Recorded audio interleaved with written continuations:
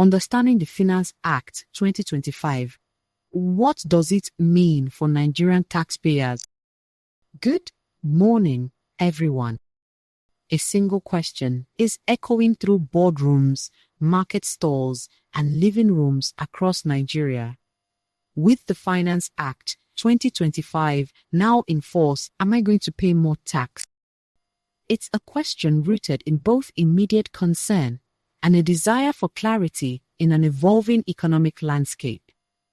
In this series, we will dismantle this complex legislation piece by piece, translating it into plain language.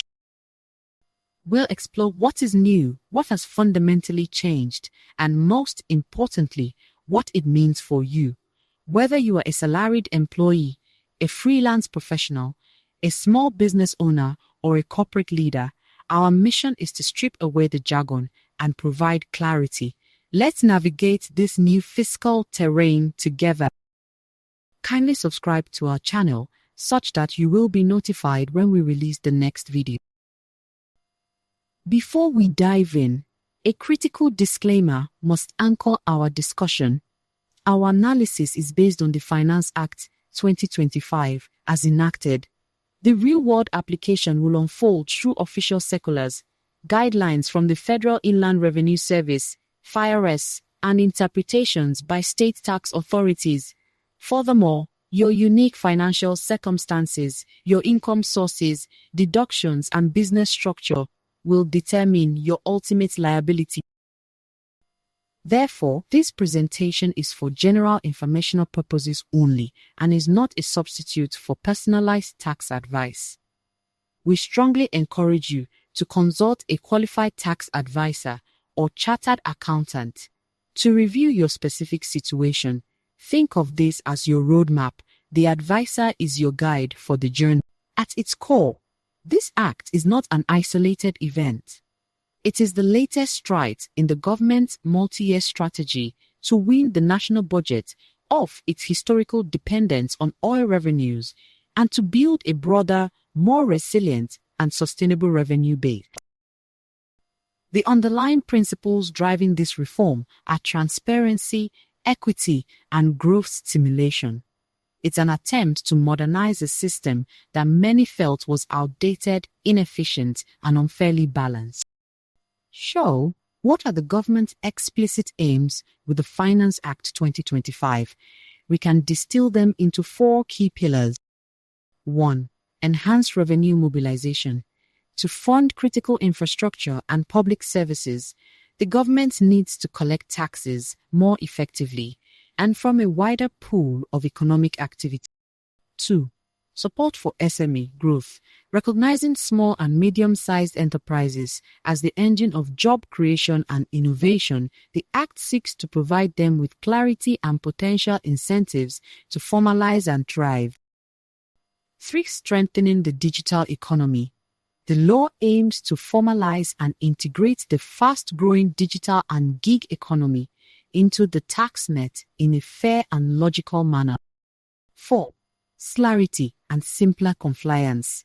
By streamlining archaic rules and removing ambiguities, the government hopes to increase voluntary compliance, reducing the cost and friction of paying taxes.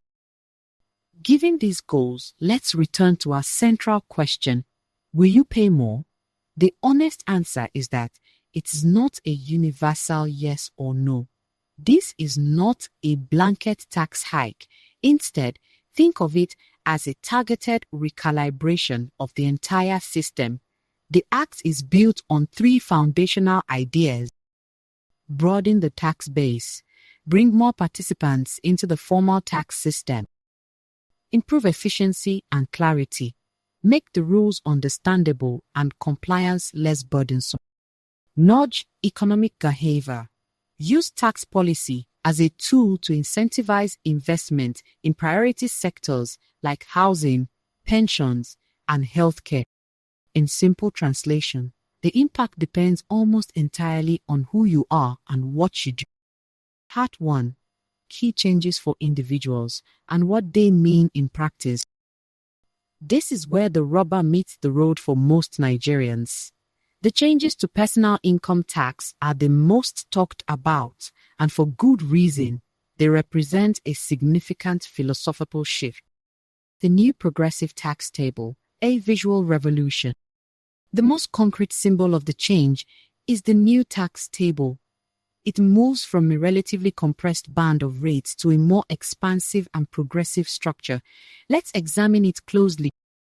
Annual taxable income band and the tax rate.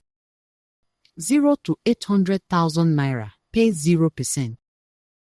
800,000 naira to 3 million naira is 15%. 3 million and 1 naira to 12 million naira is 18%. 12 million and 1 naira to 25 million naira is 21%. 25 million 1 naira to 50 million naira is 23%. Over 50 million naira is 25%. The exemption threshold, a clear safety net. Gone is the complex arithmetic of the old system. The Act establishes a crystal clear exemption threshold. Any individual with an annual taxable income of 800,000 naira or less pays zero income tax. This is a profound policy shift, providing direct and substantial relief to millions of low-income and minimum wage earners. It simplifies compliance, boosts disposable income at the base of the economy, and sets a clear floor for formal tax participation. The abolishment of the Consolidated Relief Allowance, CRA, from blanket to targeted. This is a major structural change. The previous system granted a blanket Consolidated Relief Allowance, CRA, era calculated as the higher of 200,000 naira or 1% of gross income plus 20% of gross income. It was a one-size-fits-all deduction that many found confusing. The Finance Act 2025 abolishes the CARE entirely. In its place, the government has introduced a set of targeted, purpose-driven reliefs. The philosophy is clear. Instead of giving everyone a standard deduction, the state will now incentivize specific, desirable financial behaviors, like paying rent or saving for retirement. The new rent relief, a direct assist for tenants. This is one of the most significant new reliefs. Taxpayers can now claim a deduction of 20% of the annual rent paid, subject to a maximum cap of 500,000 naira. What it means: if you pay 2 million naira in annual rent, you can deduct 400,000 20% from your gross income before calculating tax. If you pay 3 million naira, your deduction would be capped at 500,000 naira. Who benefits most? This relief is a boon for middle-class professionals and families in urban centers where rent constitutes a major expense. It effectively acknowledges the cost of housing in the tax code. However, it requires formal documentation, a verifiable lease agreement, and proof of payment. Preservation of key deductions. Important existing deductions have been retained, confirming their role as long-term societal pillars. Your contributions to approved pension funds, the National Health Insurance Scheme, NHIS, the National Housing Fund, NHF. The above deductions continue to be fully tax-deductible from your gross income. This policy encourages long-term savings, healthcare coverage, and home ownership. The capital gains tax, CGT revolution, from flat to progressive. This is a game changer for investors and individuals selling assets.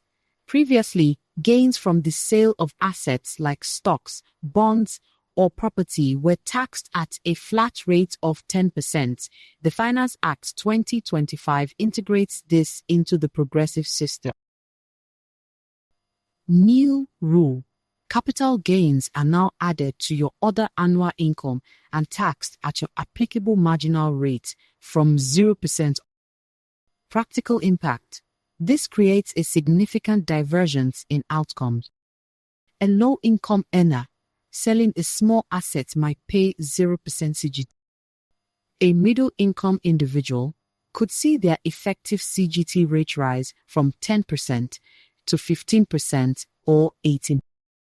A high net worth individual selling a high-value property could see their CGT liability more than double, from 10% to 25%. Kindly hit the subscribe button if you have not done so. This change aims to make the system more equitable by aligning investment tax burdens with overall income, but it demands careful tax planning for anyone considering significant asset disposals. Net effect and strategic takeaway for individual. The outcome is decidedly mixed. Lower income earners get clear relief.